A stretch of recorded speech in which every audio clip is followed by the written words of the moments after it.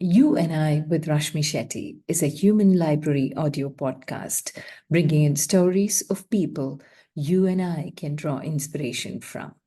Welcome to the third season of this amazing story listening journey. Ordinary folks, extraordinary lives, their uniqueness and individuality, making them interesting to talk to and to listen to, each one of them completely connected to the voice in me and with motivational stories of moving beyond themselves to make a difference in the world. A reaffirmation of the fact: open your eyes wider.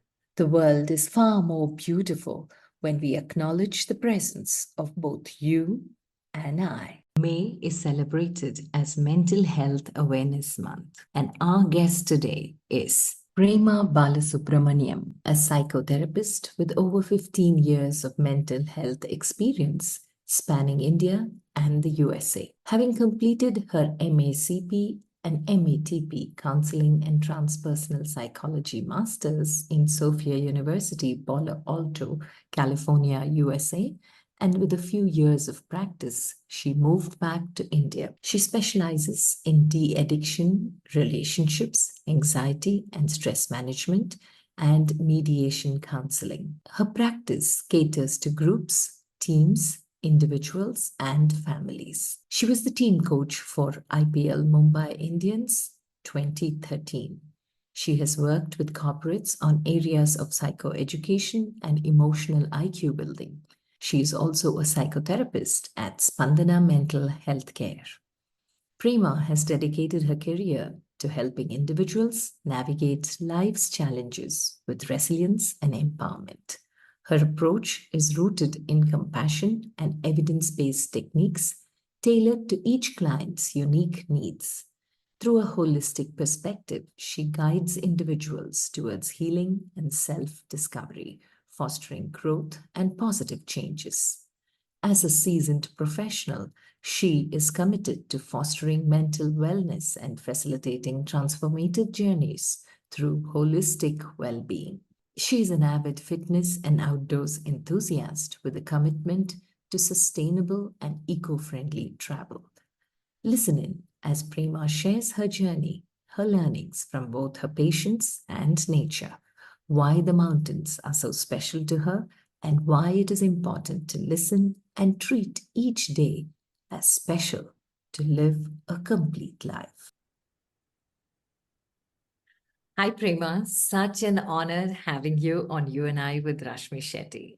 I know the work you do, I know the impact you've created, and I know that as a psychotherapist, you are somebody who's so patient and asks such pointed questions. It's amazing to see you at work. It's amazing to see you off work because you seem so cool, in control. I'm very curious to know if little Prema also was like this, cool as a cat, knew what to say, when to say, and how to say it. Where was your childhood and what was little Prema like?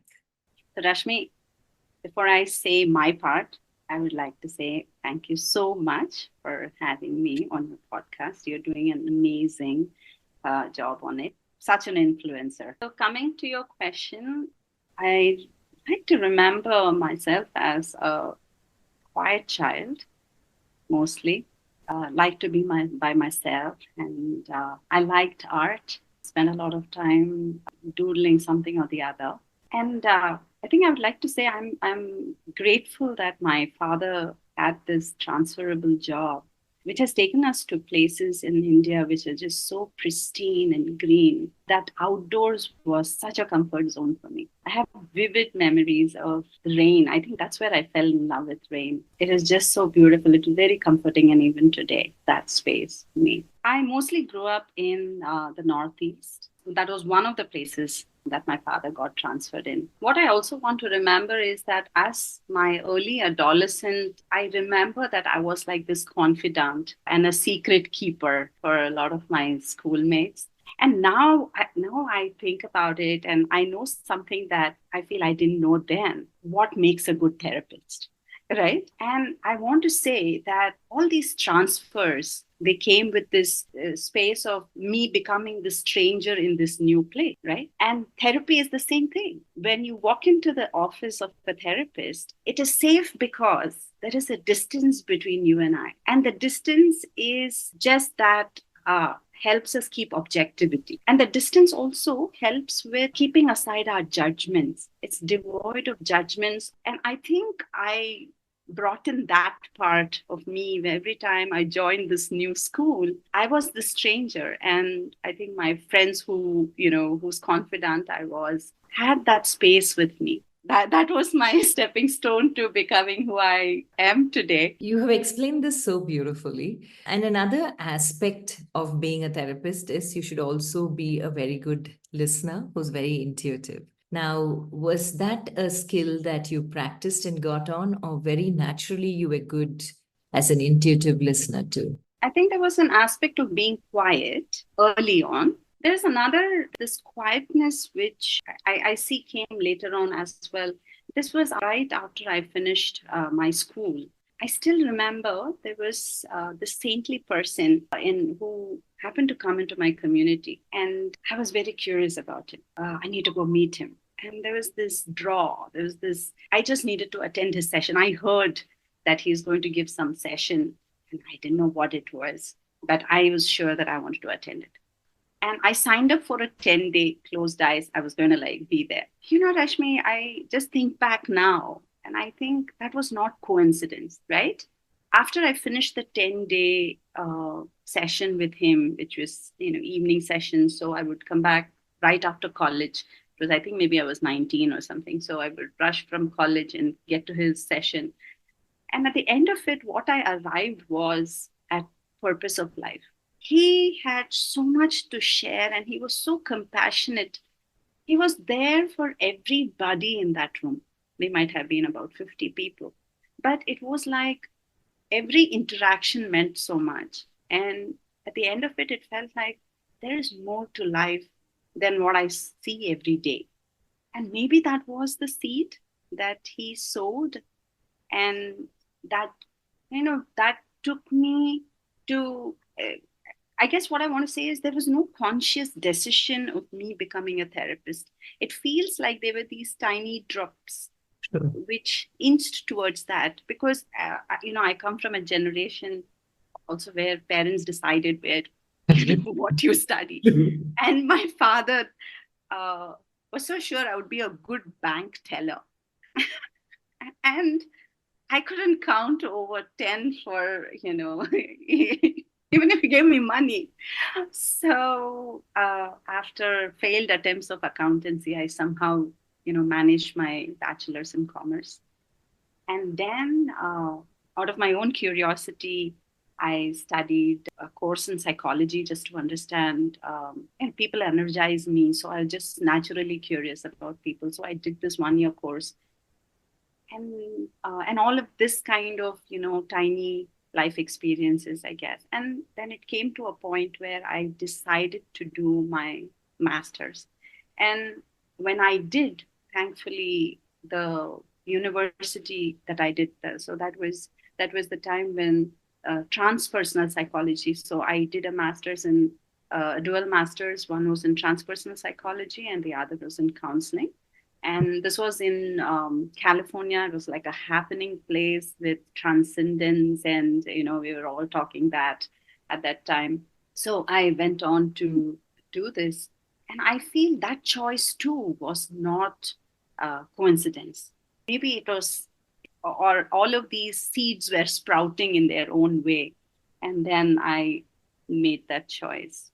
So when I studied psychology as a Western aspect of psychology, in my mind, I was very clear that I would like to integrate it with the Eastern aspects of my culture and my side of understanding. And by the time I had finished my master's, my practice in mindfulness practices also had started their journey. So then on, it just went one after another. So when I came back to India, I just felt the journey was taking its own evolution of coming together. Yeah, this is so beautiful.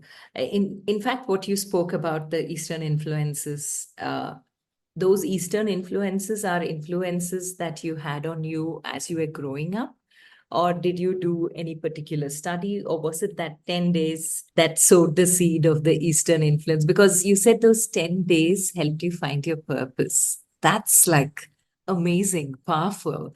Because there are many people who, amongst us, we lead our lives without even knowing our purpose. And at 20, you were standing at that point in life where you knew your purpose. And then you move to the US to do a post graduation. So it's very beautiful how you say the blend of the East and the West. What of the East blended with the West that you were introduced to in the States?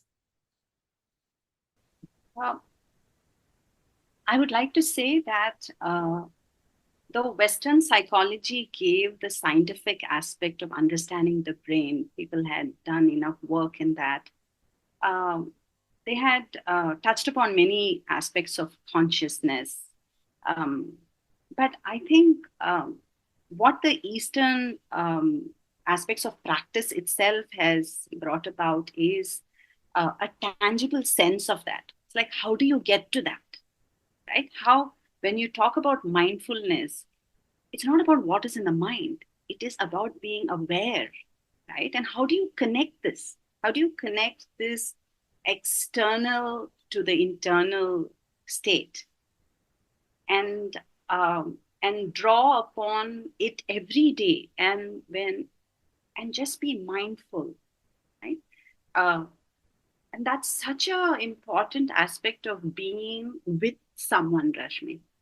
It does not mean a patient, and when I say someone, is anyone, right? And it's a journey. I mean, journey of discipline, practice. And I could see, that is where I could see it integrated. It's like, yeah, I've studied all of this theory, all great. I know the interventions. And then I also know what else can we do, which takes us to uh, more than what seems to be, right? How do we transcend also? So I think that's how I saw that. Wow. Okay. Now, talking about transcendence from whatever the conversations are, you said you did transpersonal psychology. Now, how is that different from another branch of psychology which people normally do? Because this is something that I've read about. But what do you learn in transpersonal which helps you become great? Because for me, you are one of the few psychotherapists I really enjoyed watching at work and admired how you handled yourself outside of it. So, was it the transpersonal psychology that you studied that helped you handle yourself first before you handle those with you? Um, Transpersonal psychology um, is the, I just want to define it. Sure. Uh, so it's basically you're connecting the self to the higher consciousness, Oh, right? wow. Okay. Right. So Okay. basically transcending. And I think the word spiritual has its own Yeah. meaning, and I don't want to be lost in that spirituality or spiritual sense of it, but I'm saying, how are we more aware? Hmm. How are we mindful? How are we more present, if I just simply put it, Hmm. Hmm. right?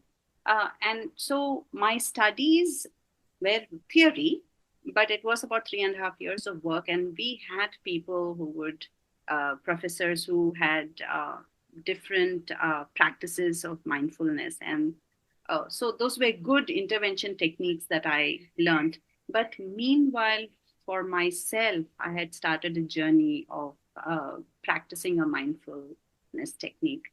Okay. So that also helped me, because I was seeing how it was helping me in my own self growth and impediments of whatever that age and stage was. And I could see that it was real. It was not just talk. And it was not something out there somewhere that you have to go to a cave and do. So it was like, yeah, you practice and you will be able to achieve that. or at least the journey will help you move to give you relief. This is really beautiful, Prema, when you're describing it. But what prompted you to move back from the US to India to practice your psychotherapy? Was it a personal choice, or you thought you're better off making a difference here? Was there any coin drop moment where it all came together for you? Such important questions. I just love your questions, Rashmi. It makes me think, and then also refresh some of the decisions I have made, and very important decisions that I have made. When I decided to do my master's, even then, although I did not know when that move is going to happen, there was a 10-year marker in my mind and in my partner's mind. What I studied, I wanted it to be relevant also back home. That was that aspect. So that's why there was a constant mindful integration of, okay, I'm going to study the Western psychology, but it needs to be relevant to when I go back home. So that was very clear for me. And just given, even after I came back, I felt it was still, counseling or psychotherapy itself was it was not easily accessible. There was still secrecy, and even I think even now. But when I did make that decision to come back, I did have a gap before I launched myself. It was a conscious decision to come back home. It was not a career made decision. It was a decision, I would say, just because my heart was here. I wanted to come back home. It just felt my heart would be fuller, more complete. Correct. And that's how I came back home. Today, people are aware, though 1949 was when the Mental Health Awareness Month began, it's only now, post-pandemic especially, that people are talking openly about it, right from our drawing rooms to open conversations. But when you came back, was it something that people were open about and were accepting of? Or when you started seeing people, noticing what people around you were talking, how did the two match? Did you realize that you were in the right place at the right time, or you were ahead of time? I would still say I was ahead of time, even after I returned, which was about now 10 years ago. There was still kind of hushed talking. But Rashmi, what you said is so important, is that listening part. I found myself that I was just fitting back into that listener mode, the confidant mode. I was kind of starting on my early adolescence all over again. Right? And they became living room or my kitchen conversations.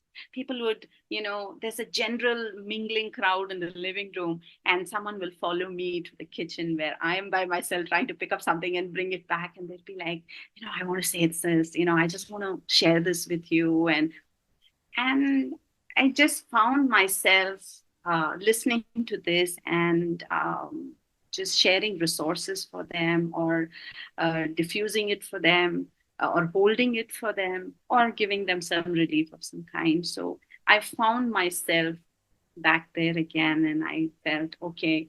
As a mother, I felt I needed to be home. That stretch that I wanted to complete with my children.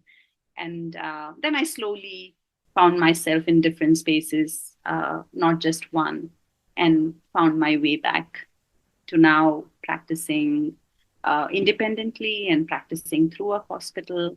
So both of that is happening. You are also a fitness enthusiast, and fitness and sustainable traveling is something that I noticed as part of your profile. Now, where did that combine come in? And was fitness the reason you were a coach with the IPL Mumbai team? How did that fall in place? Now you have asked a question of my heart. Yeah. So the love of the outdoors, like I said, started early childhood, right? So that I feel that continued throughout my, growing up. I would take off to the mountains, go on some trek. And so back again to the mountains again, I guess. So mountains is a space where that quiet, that makes the space for others, it makes a space for me. So that is, the mountain is me, is for me as I am for others. And after I finish a trek and it's the day, let's say, usually the mid of a trek, the third or the fourth day, if it's like an 8-day trek, the third or the fourth day, you are on the mountain peak, right? You have reached the altitude you want to reach and the mountain that you wanted to reach. I often find that to be the best part of the trek, because it's me and my mountain at that time. And I am talking to it through my consciousness. It's my universe. And I'm saying it things, I'm depositing things, my thoughts to it, with it. And yeah, it just brings it all together. I'm sorry, I just don't have words, but as I talk, I just find myself so complete with facing a mountain and on a mountaintop. Yeah. And as for the Mumbai Indian team that we worked with, we basically were helping the team listen to one another, right? So when you are a team, the most important thing is to listen to one another and tune into what is the need at that moment. So that becomes by itself a movement towards the goal. What is the goal that you set for a team like that? Is it winning the IPL trophy that you work towards? And so it's tricky, right? So if we put the goal to be something else, often we'll tend to, it seems a harder strive. But if the goal is closer to you, which means I need to know what my team is, I need to just tune in with you, then it becomes our goal rather than something very far away. And that is what we were doing, is team cohesiveness. And team cohesiveness comes from listening to one another. So true. That was the word. And what you said is so true. There is space for everybody with the mountain, and it's also for you. Now, when we talk about, we compare that kind of an experience with what you're doing on Mother Earth. When you come and you meet your patients in the different places that you practice, what is it about psychotherapy that told you that that's your purpose? And when you're in the mountains, you're alone with yourself and the mountain. But the mountain becomes a metaphor in the room with your patient. So, and there's so much of confidence the person sitting opposite you has in you to share everything about themselves. So, are the two connected, or I'm seeing unnecessary connection? I don't know. But for me, when you were giving me that visual, that's how I saw it. Please correct me if I'm wrong, but can you compare? I'm a mind reader, Rashmi. I see, this is what I feel, right? When I face the mountain, it's such an expanse. And it's like, I'm there for you with open arms. And it's so huge. It's so big that it can take mine and so many others, right? And when I come back, I just have that picture of the mountain where when people come and share, I just feel like the mountain there at that point. I'm like, I'm here and I can take whatever you give me, right? And I have patients who ask me, must be really tired listening to one patient after another. And I actually honestly tell them I'm not, because that is the truth. And I don't know if they believe me, but because I feel I'm the mountain at that time. I can take it. I feel very safe taking it, because I also feel I have a mountain to go back to. So that's the connection I see. And when I sit in that chair listening to others, it just grounds me. And almost unshakable groundness is how I experience it. So, yeah. Yeah, so beautiful. Is there any story, Prema, especially in the initial part of your journey, without names, of course, where it kind of told you for sure that this is your purpose, something that completely reaffirmed to you that the journey that you're on is what you're meant here to do? So I remember this conversation I had with an elderly colleague. There were days, sometimes there are days that you listen to a patient, struggling patient or a parent. And as much as, when you're the listener, you're listening. Okay? But um, I, as much as I have trained in holding that space for them, holding the content, there's a human element which is always surfacing.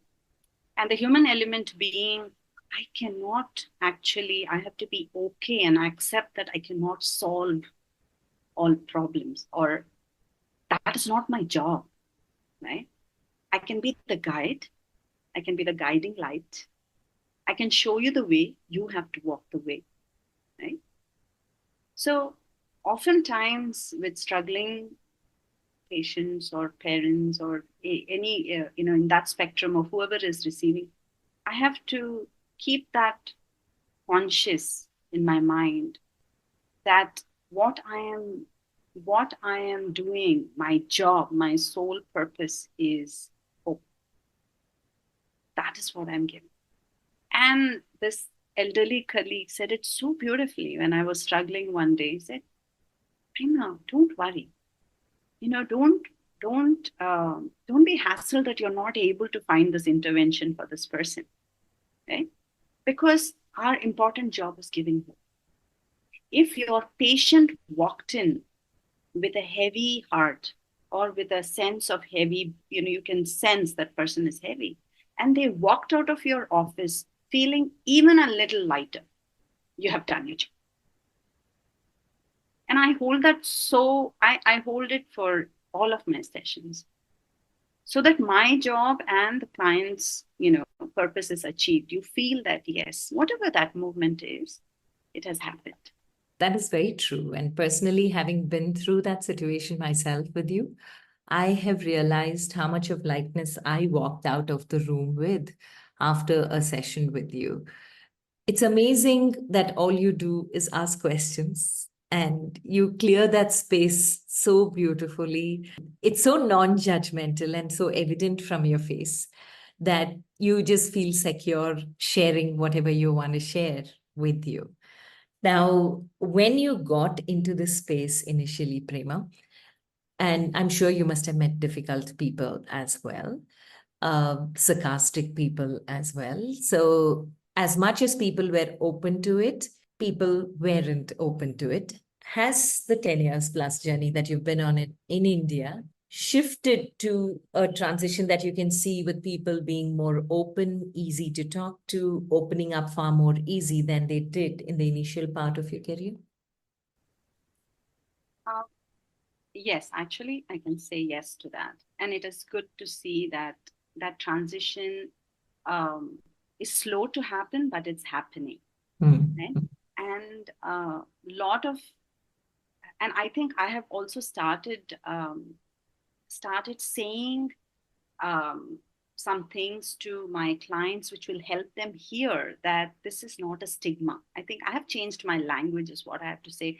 I cannot necessarily, when you want to change, you make the change. I think there is a saying that Yeah. Be the change be that you the want to. change you want to see. And I think I have started changing the language, the way I say it, the Mm. way they can hear it. Mm. And so I think it's a two-way process.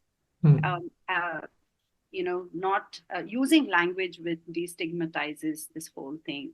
Yes. To say you're just coming to talk to me, you're just airing your, feelings with me. So it doesn't mean you are mentally ill, or, and more recently, I have also started doing organizational sharing of what is, the meaning of mental health, and why do you need to, and where are these resources, when do you need to, and when do you know what is the right time, or so all of that. So this has been my recent goal, to move it forward and take it forward. It's like my 5-year goal to um, channel I channel my energy to um, psychoeducate uh, as many people as possible, as many organizations as possible, and so that we do not uh, we do not seek help only during crisis. We Yeah. seek help just before crisis. Oh, that's so beautifully put. And I like that term, psychoeducate.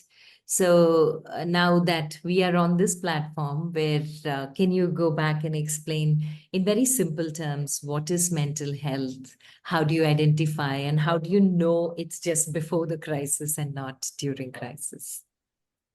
So simply put, I would say, you are in good mental health when you're able to get up in the morning, right? Dress up, see purpose, and you're out in the world functioning, right? And I think if repeatedly there is a dysfunction of any sort, um, either you identify it in yourself or somebody else identifies it in you, it means it's time to look at it, address it, and at least find out what it is without having a stigma associated with it. I mean, it's as simple as if you have a swollen finger, let's say, and if someone saw that, right, and they said, "Hey, what is this?" You're not going to say, "No, no, no, I'm not going to look at it." You'll say, "Yeah, what is this? Let me go and check it out," right? I would really hope that we get there one day where we do not hide behind saying, "I don't want to look at it," and then arrive at it in a state of crisis. And then feeling that, I have this feeling of doom, and, you become dysfunctional at that point. And then it becomes the talk of everybody in the house, just what you did not want. And that is what causes stigma. And that's what actually stops you from moving forward and get the help you want. That's so true. Prema, what do you do for a break? Clearly, mountains are one place that you go to because the mountains are so welcoming. Is there anything else that you do when you're on a break? So when I come down from the mountains to ground zero, to earth, I make spaces to sing. I'm grateful to my mother, who put me in my training lessons the minute she found me holding a tune. She got me started on a classical training, Carnatic music. I did that long enough that I could hold a tune well. And then as I went on, I learned Hindustani, and then went on to learn a few styles which gave more and more meaning.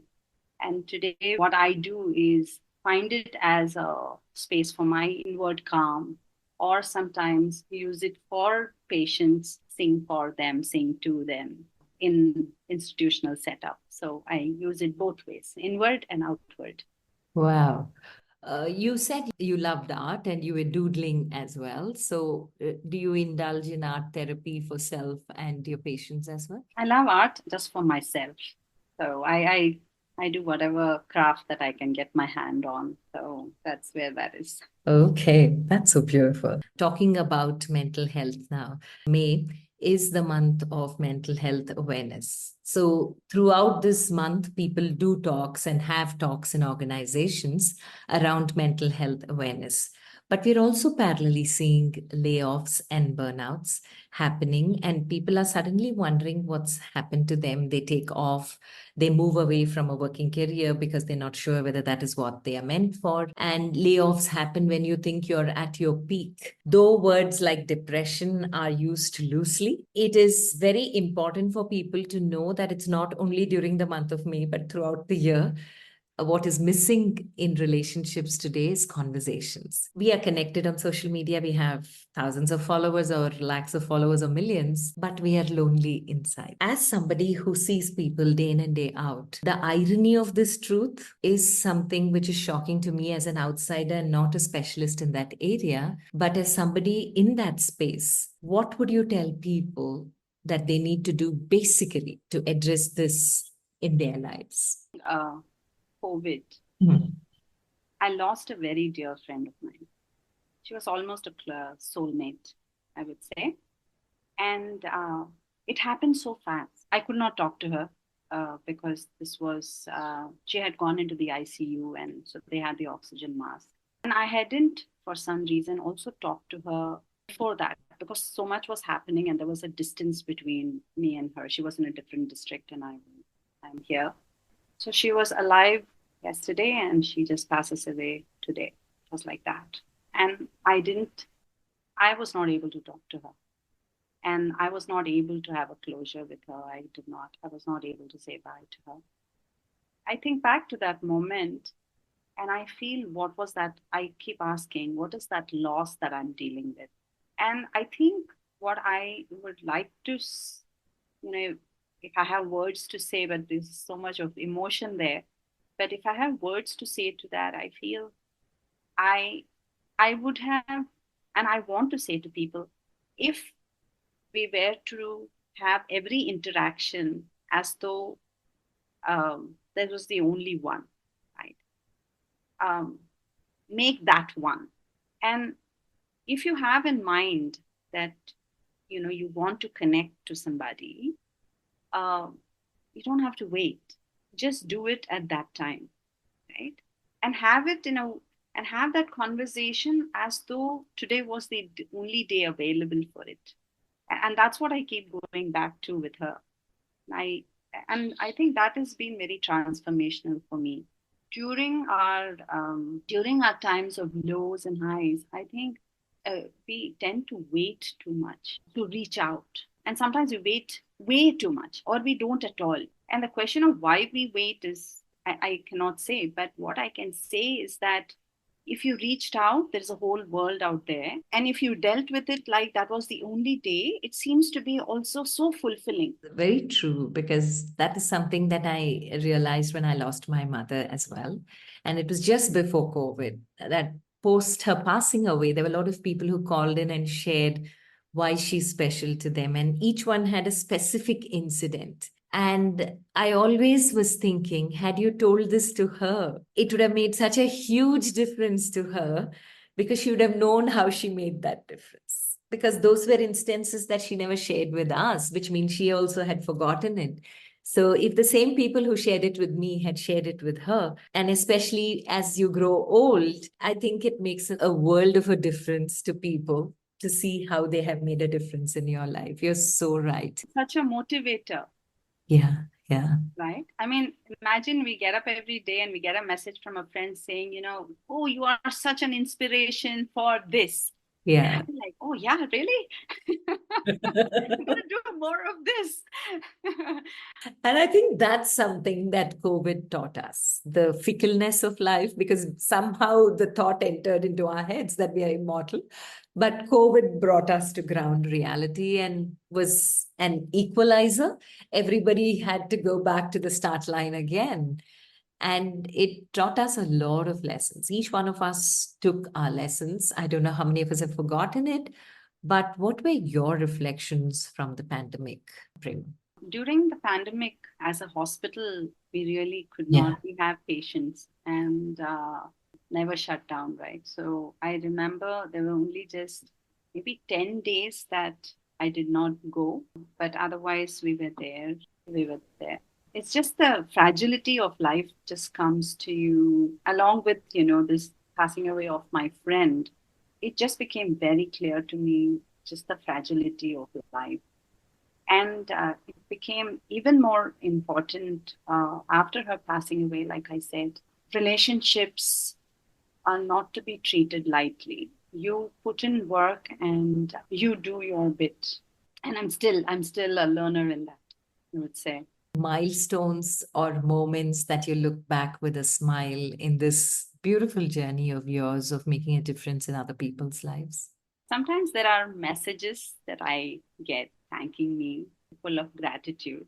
But I just still feel I am just a beginner in this journey. And like I told you, I feel my job is to give hope. Mhm. And I would like to give it back to the people who come into my office who are actually doing the work.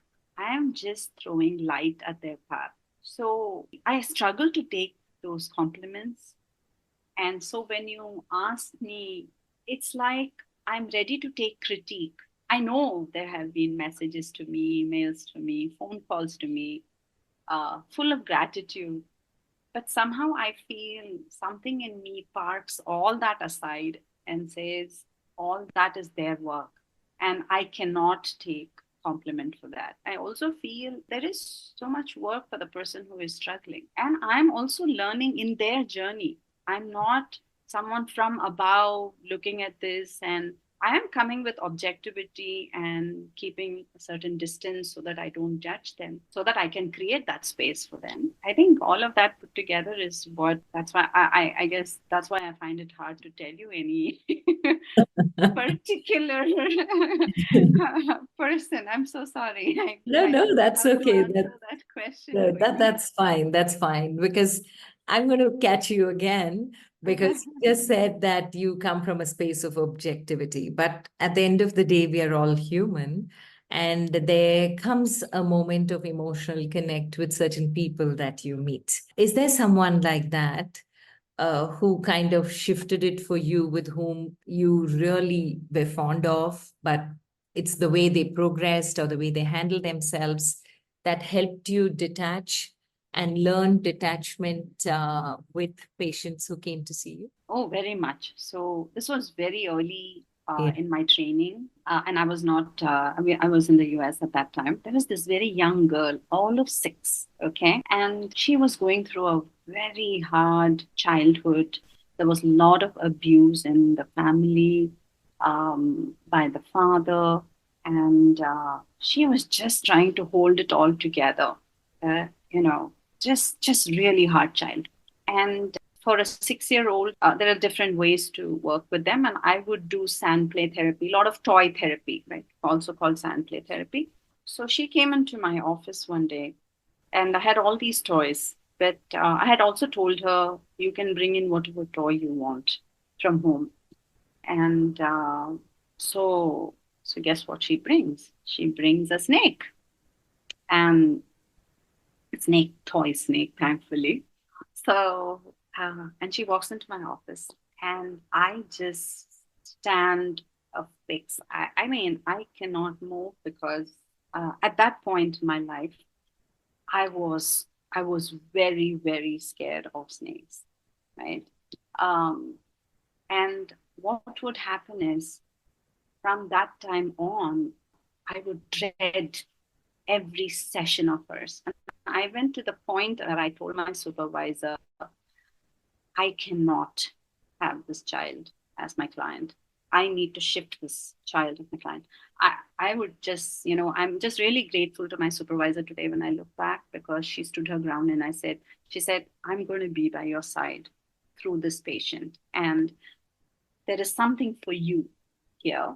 And I want you to see why it's disturbing. I mean, to the extent, Rashmi, that I have gone into my team and I have just cried. And I've said, I cannot deal with this patient. I'm just carrying too much. I cannot sit with her for 50 minutes. And all the kinds of, cheat things will happen in my head while this child is with her. I was never there with her. So it was like judgment over judgment. And, what are you doing? And what is this? And all of that, right? And, but there was this one day she comes in, and I have all of these judgments, looming in my head. And then I'm sitting there, and I say, um, so she didn't bring the snake that day. So I was like, okay, today I can talk to her. And I say, okay, what happened to the snake? And she says, um, my mother threw it away.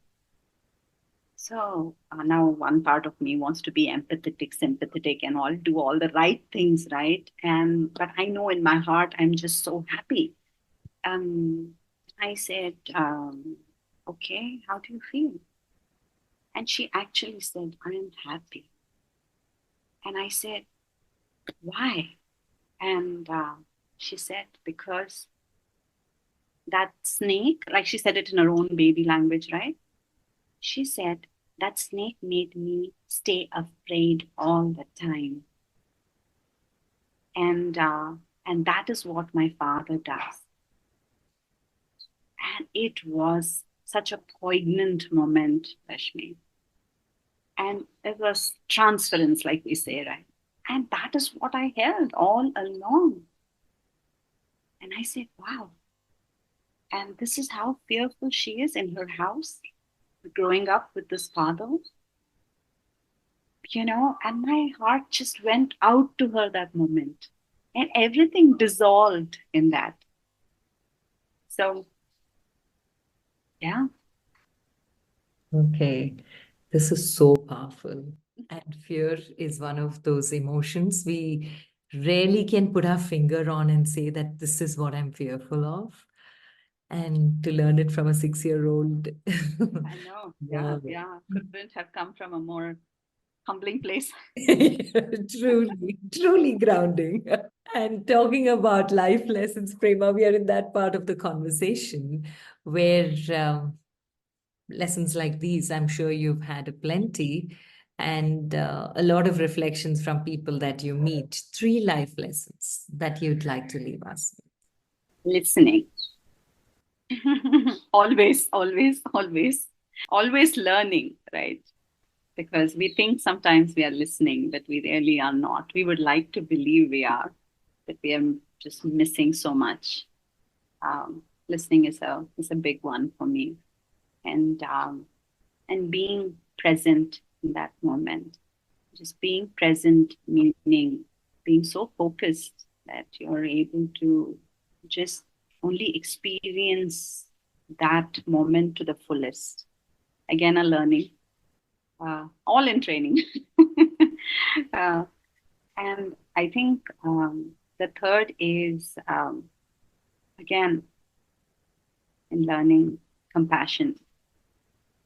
Just knowing that only love can cure it all. Just keeping your heart open and making space for whatever is said, whatever is done, and knowing that in the largeness of the universe, seems like love is all that matters, nothing else. Wow. Prema Balasubrahmanyam, you said such a profound truth as your last lesson because love is what makes the world go round as well. Oh my God. Thank you so much. Truly, truly a pleasure and honor having you on You and I with Rashmi Shetty. There were so many nuggets in this conversation that I've had with you. Continue inspiring and be that beacon of hope that you so truly represent in every conversation that you're part of. God bless you and thank you very much once again. Thank you, Rashmi. With that, we complete this episode of You and I with Rashmi Shetty.